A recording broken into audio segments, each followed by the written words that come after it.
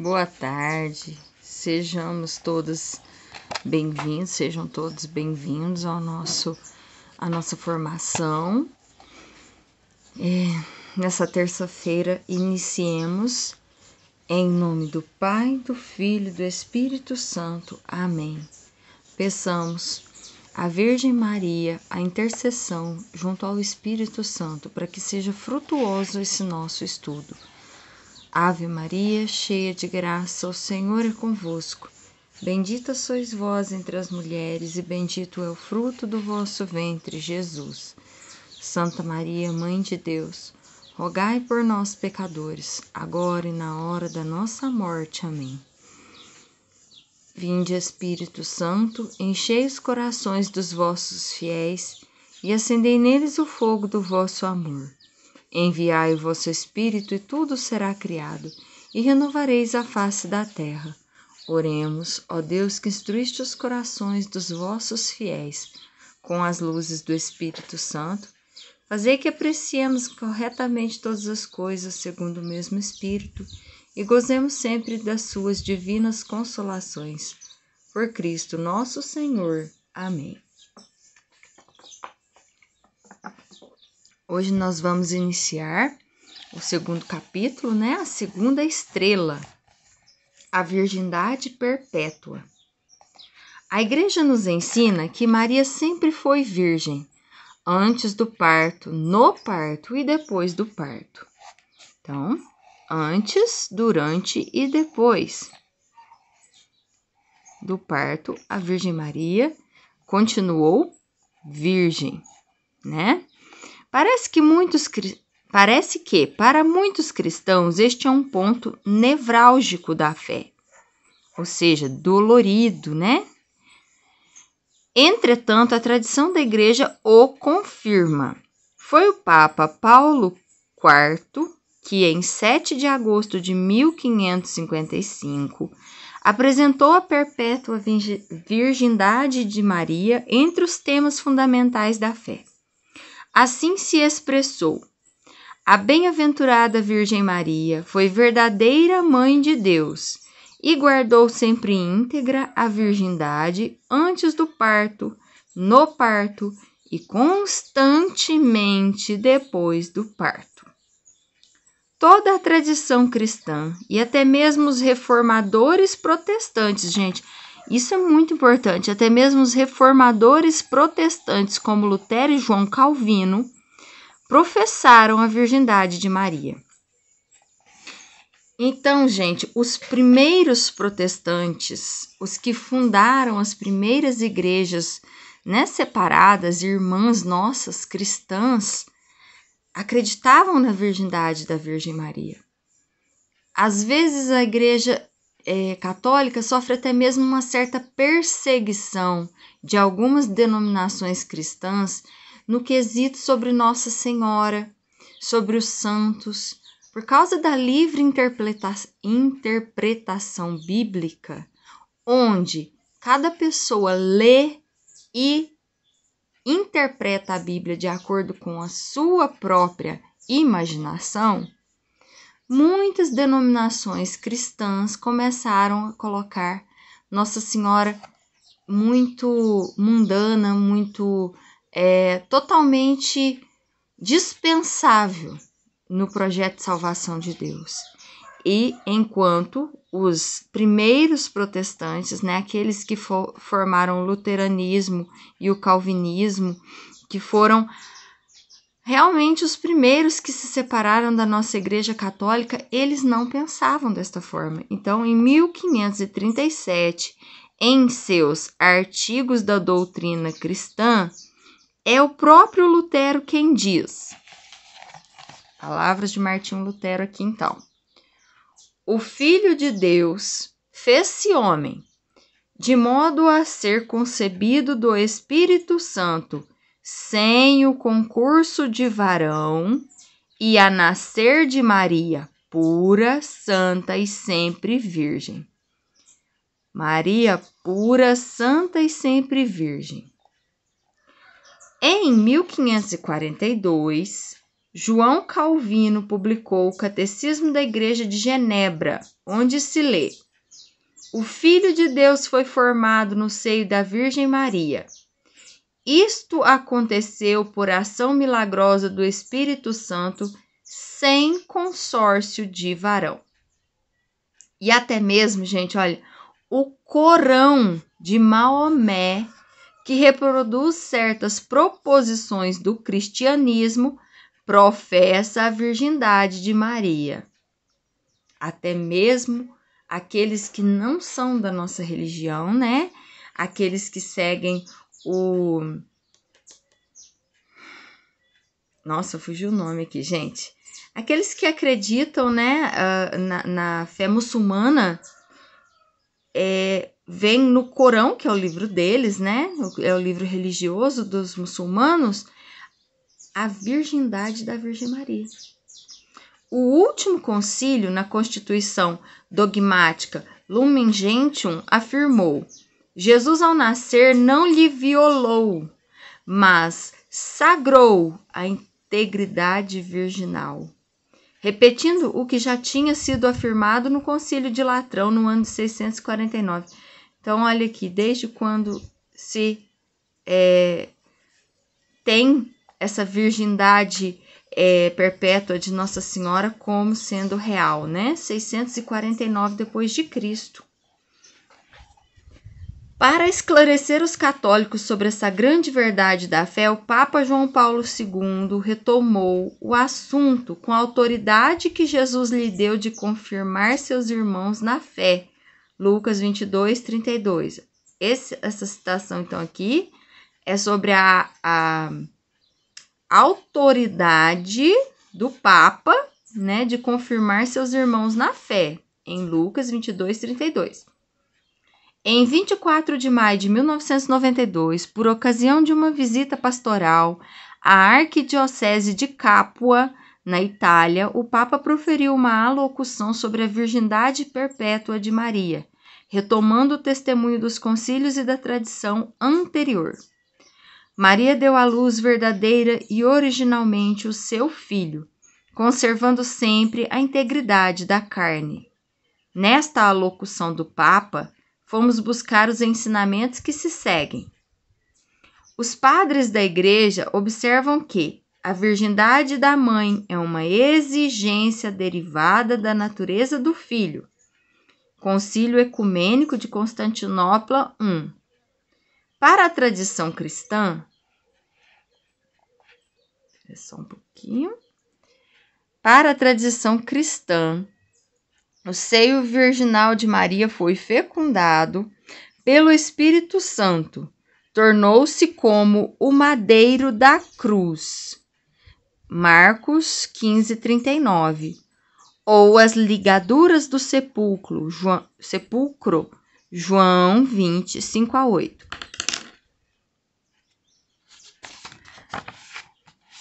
Da mesma forma que Jesus ressuscitado atravessara as paredes do sepulcro e do cenáculo sem as rasgar, assim o fizera em relação à Virgem Maria ao nascer.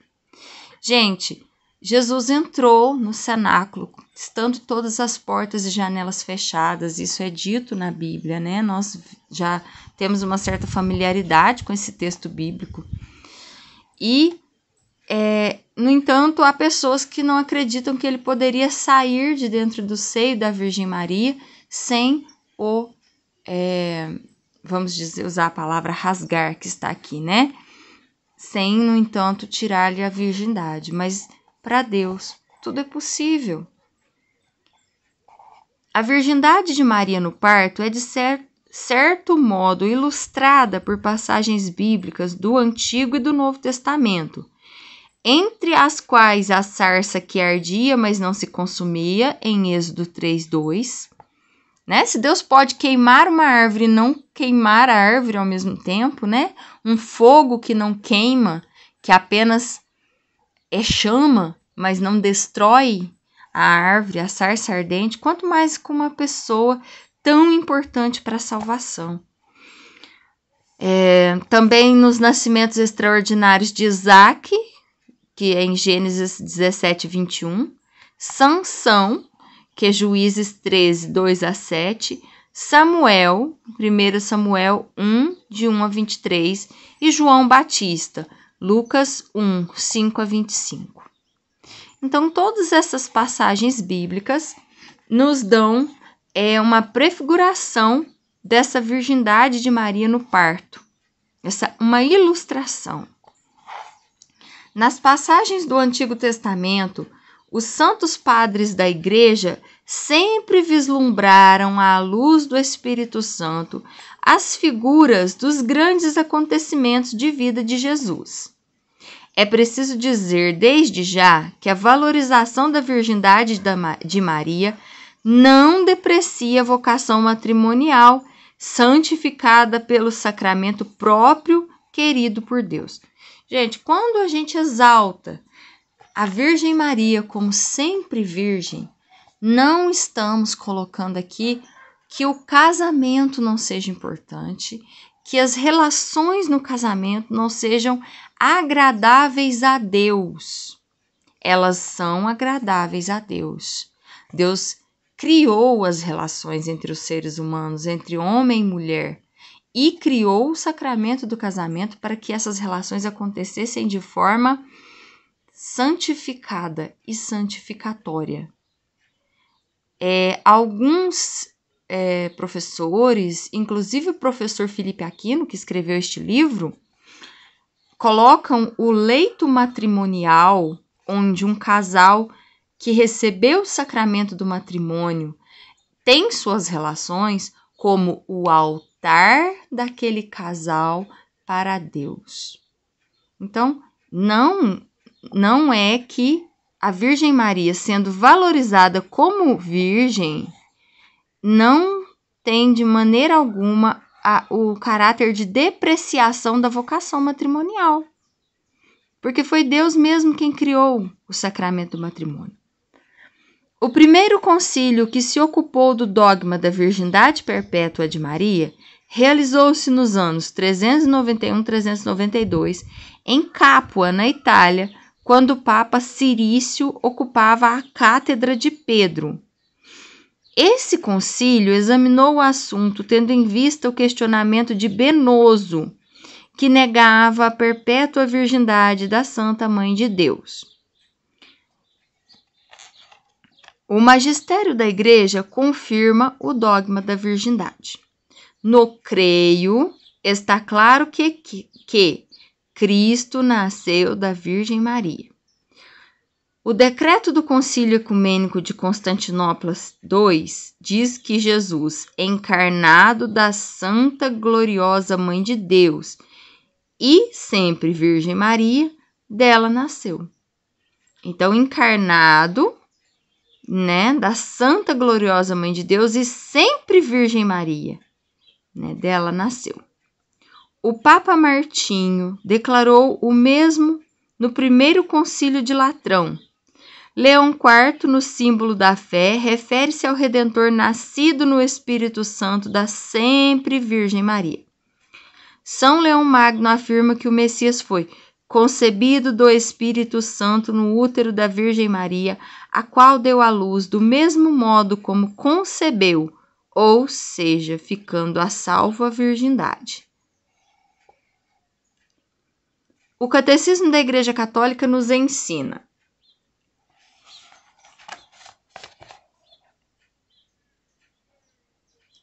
o aprofundamento de sua fé na maternidade virginal levou a Igreja a confessar a virgindade perpétua e real de Maria, mesmo no parto do Filho feito homem. Com efeito, o nascimento de Cristo não lhe violou, mas sagrou a integridade virginal da sua mãe. A liturgia da Igreja celebra Maria como a Aiepartenos, ou seja, sempre virgem. E mais adiante diz o Catecismo: Maria é virgem porque sua virgindade é o sinal de sua fé, sem mescla de dúvida e falsidade, e de sua doação sem reservas à vontade de Deus.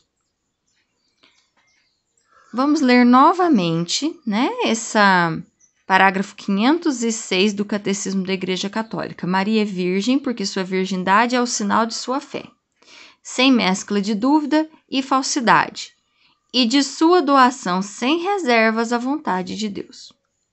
Maria é, ao mesmo tempo, diz o Catecismo, virgem e mãe, por ser a figura e a mais perfeita realização da Igreja. Então, parágrafo 507. A Virgem Maria é uma figura da Igreja, mas também é a mais perfeita realização da Igreja. Citando Santo Agostinho, o Catecismo ainda nos ensina: Maria permaneceu virgem concebendo seu filho, virgem ao dá-lo à luz, virgem ao carregá-lo, virgem ao alimentá-lo no seu seio, virgem sempre. Parágrafo 510. Centenas de testemunhos expressivos confirmam a virgindade perpétua de Maria. Santo Efrem, que viveu de 306 a 373, diácono e doutor da Igreja, chamado de harpa do Espírito Santo, poeta de Nossa Senhora, já no século IV, a quem ele invocava como a mais resplandecente que o sol, conciliadora do céu e da terra, paz, alegria e salvação do mundo, honra das virgens, toda pura, imaculada, incorrupta, santíssima, inviolada, venerável, honorífica. Dirigiu-se a Maria com estas palavras: Gerastes Deus segundo a carne, conservando a virgindade antes do parto, virgem depois do parto. São João Crisóstomo, que viveu de 349 a 407, de Antioquia, também bispo e doutor da Igreja, ensina-nos que São José foi aquele varão justo que não ousou tocar a Mãe de Deus. Gente, nós estamos num mundo tão carnal, tão acostumado aos escândalos e à sensualidade, que muitas das vezes as pessoas não acreditam na virgindade perpétua da Virgem Maria, simplesmente porque acham que isso é impossível, que as pessoas não vivem sem a sua sensualidade aflorada. E, na verdade, inúmeros santos e santas da Igreja também foram virgens inspirados pela Virgem Maria. Ela foi a principal e a mais perfeita, mas existiram muitos outros virgens e mártires, exemplos de moças que, inspiradas pela Virgem Maria, fiéis ao seu propósito de doarem-se completamente a Deus, foram martirizadas de formas assim extremamente violentas e que mostravam quanto agradava a Deus a sua virgindade, porque por mais que os algozes tentassem matá-las, tentassem levá-las ao pecado, ou até mesmo que elas fossem desvirginadas à força, não conseguiam. Santa Luzia, quando tentaram tirar ela do lugar para levar para um prostíbulo, ela, muito frágil, aquela moça tão pequenininha, ela nem mesmo muitos homens puderam tirá-la do lugar. Ela simplesmente no chão e eles não conseguiam. Ela passou a pesar toneladas. Então, assim,